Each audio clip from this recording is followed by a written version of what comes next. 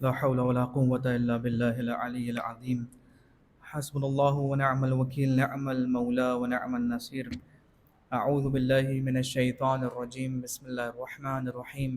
الحمد لله رب العالمين، والصلاة والسلام على أشرف الأنبياء والمرسلين، سيدنا المسدد والمصطفى الأمجد محمود الأحمد أبي القاسم محمد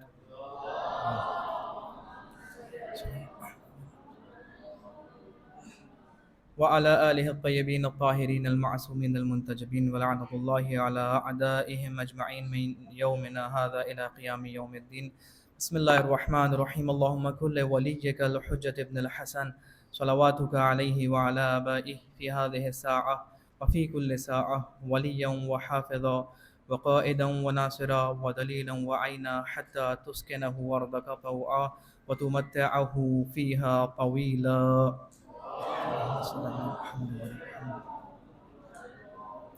بسم الله الرحمن الرحيم. رب اشرح لي صدري ويسر لي امري واحلل عقدة من لساني يفقهوا قولي. اما بعد. بسم اللہ الرحمن الرحیم. سب سے پہلے میں ان تمام والدین کی خدمت میں شکریہ عرض کروں گا کہ جن مومنین نے اپنے بچوں کو دلچسپی کے ساتھ ان کلاسز میں شرکت کرنے کا موقع دیا. بہت سارے مومنین علی گڑھ کے اندر موجود ہیں، لیکن الحمدللہ مجھے جو احساس ہوا، یہ جس بچے کے چفیہ ڈلا ہوا ہے غالباً توقیر بھائی کا فرزند ہے، مجھے واقعاً اتنی خوشی ہوئی اس پروگرام میں شرکت کرنے کے بعد کہ والدین، ویسے سامنے تعریف نہیں کرنی چاہیے لیکن یہ تعریف کا موقع ہے کہ واقعاً بچے کو اسی طرح سے آمادہ کرنا چاہیے جو اس کا حق ہے. ہم کچھ سوال کرنا ہی چاہتے تھے، اس بچے کا فوراً جواب ملتا تھا ہمیں، اور مجھے پتہ بھی نہیں تھا ہمارے دوست برادر بزرگوار توقیر بھائی کے جو ہیں وہ فرزند ہیں، بعد میں پتہ چلا. تو یہی معصومین کا کردار ہے کہ بچوں کے ساتھ معصومین کی زندگی کو آپ دیکھیں گے تو سلام میں پہل کرتے تھے کہ بچوں کی تربیت ہو کسی صورت سے.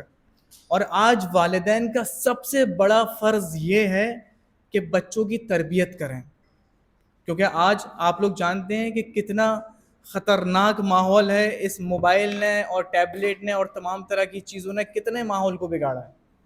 میں کچھ جگہوں پر جاتا ہوں، دیکھتا ہوں کہ بچے جو ہیں وہ کھانا نہیں کھاتے. کیوں؟ کیونکہ ان کے ہاتھ میں موبائل نہیں ہے، وہ کارٹون نہیں دیکھ رہے. تو والدین کی ذمہ داری بنتی ہے اپنے اوپر سے جو ہے اس بوجھ کو نہ اتاریں. اللہ نے یہ آپ کے اوپر فرض قرار دیا ہے، واجب قرار دیا ہے کہ اپنے بچوں کی صحیح طرح سے تربیت کریں. اور آج کے زمانے میں آپ دیکھیں کہ کتنا والدین جو ہے وہ بچوں کے لیے زحمت کرتے ہیں، صبح 6 بجے اٹھ رہے ہیں اور اسکول لے کر جا رہے ہیں، تمام طرح کی فیسز دے رہے ہیں اور تمام طرح کے ٹیوشن اس کے لیے مہیا کروا رہے ہیں، بہترین سے بہترین اسکول. لیکن میرا یہ شکوہ ہے ان لوگوں سے، کیوں وہ دین کی طرف اس دلچسپی سے آگے نہیں بڑھتے کہ جس دلچسپی کے ساتھ آگے بڑھنے کا حق ہے. جب میں 6 بجے اٹھ رہا ہوں، صبح بچے کو تیار کر کے اسکول لے کر جا رہا ہوں، کیا آدھا گھنٹہ پہلے میں اس کو اٹھا کر یہ کہہ سکتا ہوں اے بیٹا تم نماز فجر کو پڑھو؟ کیونکہ یہ کامیابی کی راہ ہے. میں نے کچھ دن پہلے مجلس میں بھی اس چیز کو عرض کیا تھا، اگر کوئی ڈاکٹر ہماری کمیونٹی کے اندر مذہبی نہیں ہوگا وہ دین کو فائدہ نہیں پہنچا سکتا. اگر کوئی انجینئر مذہبی نہیں ہوگا دین کو فائدہ نہیں پہنچا سکتا. اگر کوئی مولانا مذہبی نہیں ہوگا دین کو فائدہ نہیں پہنچا سکتا. عزیزان محترم، مذہبی ہونا ضروری ہے. اول ہمیں مذہبی ہونا ہے، بعد میں دوسرے کام کرنے ہیں. عزیزان محترم، ایک صلوات بھیجیں محمد و آل محمد پر.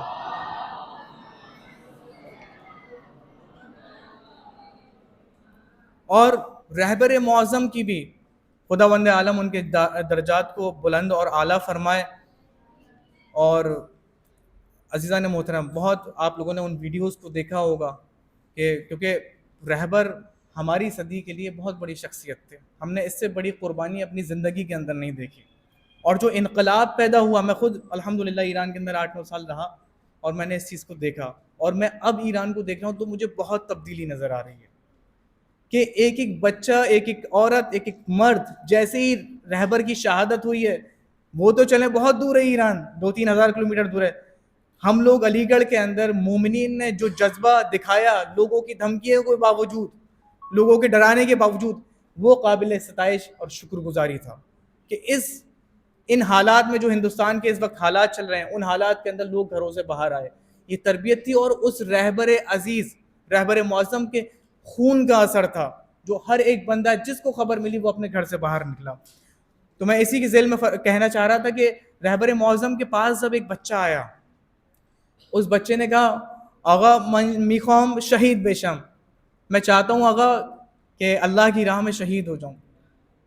تو اس چیز کو اپنے لیے آپ لکھ کر رکھیں, نوٹ بنا کر رکھیں کہ رہبر نے کیا فرمایا کہ اول بزرگ بیشید قدتون بلند بیشے, پہلے تم بڑے ہو جاؤ, تمہارا قد بلند ہو جائے, درس پڑھو, پڑھائی لکھائی کرو, اونچے مقامات پر جاؤ اور قوم کے لیے ملت کے لیے مفید ہو جاؤ, تب جا کر جب ہماری عمر پر 80-90 سال پر پہنچنا تب جا کر شہادت کو طلب کرنا. یہ رہبر معظم جیسی شخصیت فرما رہی ہے کہ اپنے بچوں کو تربیت کریں, دین کے لیے پرورش چڑھائیں, دین پر. میں بھی الحمدللہ اسی کالج سے بس میں ٹائم دیکھ صلوات بھیجیں محمد والے محمد پر.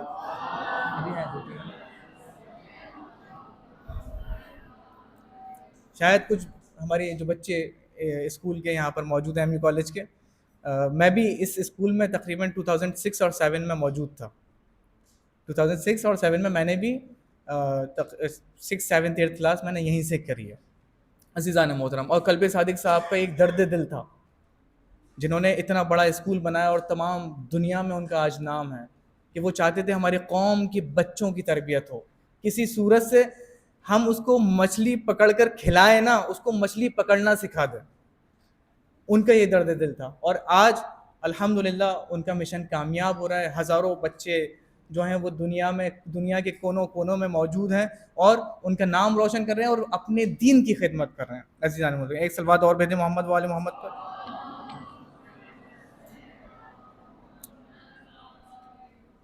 ایک اور بات میں یہاں پر عرض کرنا چاہوں گا, اس کے بعد آپ لوگوں کی زحمت تمام, کہ کیونکہ رہبر کا بیان ہوا تو رہبر معظم نے فرمایا کہ آج ان حالات کے اندر جو سب سے دشوار حالات ہیں تو اس میں ہمیں کیا کرنا چاہیے. تو رہبر معظم نے 3 پوائنٹس فرمائے. سب سے پہلے مجھے اور آپ کو خدا سے رابطہ برقرار کرنا. سب سے پہلا کام جو ہے اللہ سبحانہ, اس کے لیے آپ کو شاید مولانا کی ضرورت نہیں ہے یا شاید کسی عارف کی ضرورت نہیں ہے. جو واجبات ہیں, جو توضیح المسائل کے اندر لکھا ہوا ہے, اس کو آپ کو اس پر عمل کرنا ہے. دوسری چیز, جس فیلڈ میں ہوں, چاہے میڈیا کی فیلڈ میں ہو, ٹائم ویسٹ نہ کریں. اگر میڈیا پر جا رہے ہیں تو کچھ کام کریں.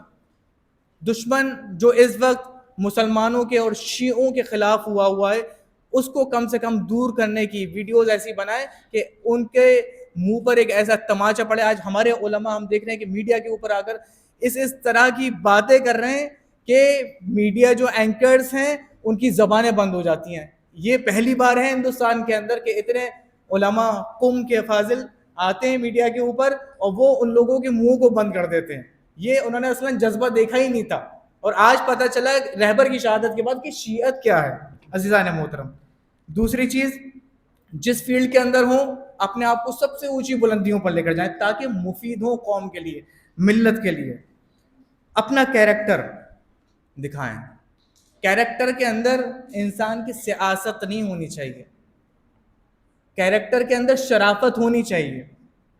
عزیزان محترم, ڈگنیٹی ہونی چاہیے کہ جس سے میں اپنے قوم کے لیے بھلا. سیاست سے کوئی فائدہ نہیں ہوگا, ضلالت سے کوئی فائدہ نہیں ہوگا. کوئی اوپر جا رہا ہے تو ہم اس کو دیکھ کر جلنے لگے, نہیں. اصلاً اپنے دلوں کے اندر سے حسد اور کینے کو باہر نکالنا ہے. حسد, کینہ, جلن, کبر عزیزان محترم بہت بڑے گناہوں میں سے ہے کہ اگر میں اپنی زندگی میں چاہ رہا ہوں کامیاب ہوں تو مجھے ایک دوسرے سے خوش ہونا پڑے گا. اگر کوئی میری قوم کا بندہ آگے نکل رہا ہے, اونچے مقام پر پہنچ رہا ہے, تو مجھے خوش ہونا ہے کہ وہ کسی نہ کسی کے لیے کام میں آئے گا اور مجھے معرفی کرنی ہے اس شخص کی جو ہمارے لیے مددگار ثابت ہو سکتا ہے. وصلی اللہ علی سیدنا محمد و آلہ الطاہرین.